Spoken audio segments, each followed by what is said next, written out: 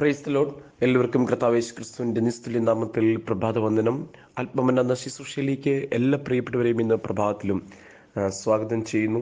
ഇന്നത്തെ ചിന്തയ്ക്കായിട്ട് യെശയ്യാപ്രവചനം 54 അധ്യായത്തിൻ്റെ 10 വാക്യം, ദയ വിട്ടുമാറുകയില്ല. വിട്ടുമാറാത്ത ദയയെക്കുറിച്ച് നമുക്കിവിടെ കാണുവാൻ സാധിക്കുന്നു.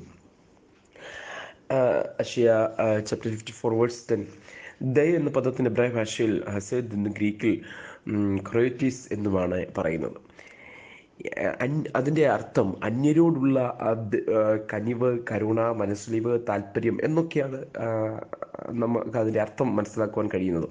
അഗതികളോടും നിലാരംബരോടും ദയ കാണിക്കുമ്പോൾ ധാരാളം പേർ സമൂഹത്തിലുള്ള ആ ഉദ്ദേശത്തോടെ നിലകൊള്ളുന്ന സംഘടനകളൊക്കെ ധാരാളമുണ്ട്.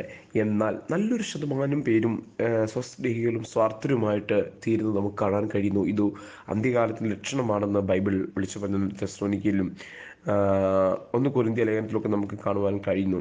എന്നാൽ ദാവീദ് ഒരിക്കൽ പറയുന്നൊരു ഭാഗമുണ്ട്, ഞാൻ ദൈവത്തിൻ്റെ ദയ കാണിക്കേണ്ടതിന് എന്ന്.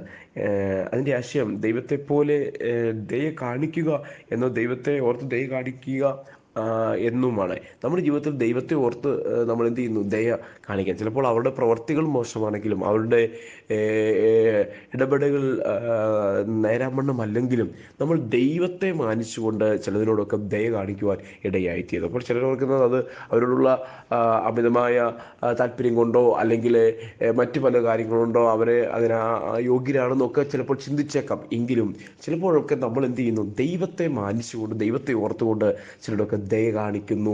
പ്രിയപ്പെട്ടവർ, എന്തുകൊണ്ടാണ്? ദൈവവചനം നമുക്കത് പറഞ്ഞു തരികയാണ്. എന്താണ് ദാവീദ് പറഞ്ഞ പോലെ, ഞാൻ ദൈവത്തിൻ്റെ ദയ എന്ത് ചെയ്യുന്നു? കാണിക്കാൻ. അപ്പോൾ ദൈവത്തിൻ്റെ ദയ നമ്മൾ എന്ത് ചെയ്യുന്നു?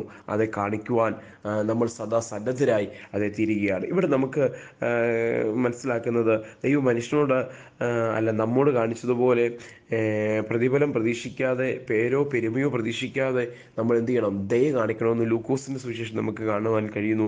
മനുഷ്യനോട് ദൈവത്തിന് ദയ തോന്നിയില്ലായിരുന്നെങ്കിൽ ഇന്ന് ഭൂമുഖത്ത് ഒരു മനുഷ്യനും കാണുകയില്ലായിരുന്നു. ദൈവം മനുഷ്യനോട് കാണിക്കുന്ന ദയയ്ക്ക് പുറപ്പാട് പുസ്തകം പറയുന്നു മഹാദയ. പ്രിയപ്പെട്ട ദൈവമക്കളെ, ദൈവം നമ്മൾ ചെയ്യുന്നതിനൊക്കെ ദയ എന്നുള്ളതാണ്. എന്നാൽ ദൈവം ചെയ്ത ദയയാണ് മഹാദയ. എന്താണ്? പാപത്തിൽ നിന്ന് നമ്മളെ രക്ഷിപ്പാനായിട്ട് അത് ഇടയായിത്തീരുന്നു. അതുകൊണ്ട് ഇന്ന് അതേ പ്രഭാതത്തിലും അതേ ദൈവത്തിൻ്റെ ദയ നമ്മളെ ഉദ്ധരിപ്പാനിടയായിത്തീരും. ദൈവത്തിന് നമുക്ക് പറയുന്നു, നമ്മൾ എത്ര തകർന്നു പോയ വ്യക്തിയാണെങ്കിലും ദൈവത്തിൻ്റെ ദയയെ അത് നമ്മളെ വിടുവിക്കും, നമ്മളെ സഹായിക്കും, നമ്മളെ നേരോടെ നിർത്തും, നമ്മളെ ശക്തിയോട് മുൻപോട്ട് அதை കൊണ്ടുപോകുവാൻ അത് ഇടയായിത്തീരും.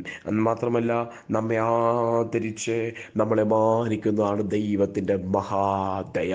അതുകൊണ്ട് ഇന്ന് പ്രഭാതവേളയിൽ നമ്മൾ ചിലരോടൊക്കെ ദയ കാണിക്കുമ്പോൾ, ചിലരോടൊക്കെ എന്ത് ചെയ്യുന്നു? കരുണ കാണിക്കുമ്പോൾ, ചിലരോടൊക്കെ ദയോടുകൂടെ നമ്മൾ ഇടപെടുവാൻ തയ്യാറാകുമ്പോൾ നമ്മെ എന്ത് ചെയ്യുന്നു?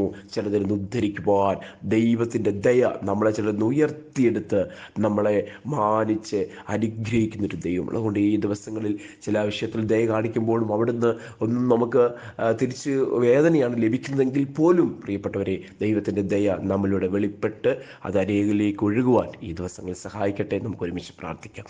പരിശുദ്ധ പിതാവേ, വചനത്തിനാട് സ്തോത്രം. ദൈവമേ, ഈ വചനം കേട്ട് എല്ലാവരെയും അനുഗ്രഹിക്കുന്നു യേശുവിൻ നാമത്തിൽ തന്നെ. ആമേൻ, ആമേൻ. കർത്താവ് നമ്മെ അനുഗ്രഹിക്കട്ടെ. God bless you. Jesus name.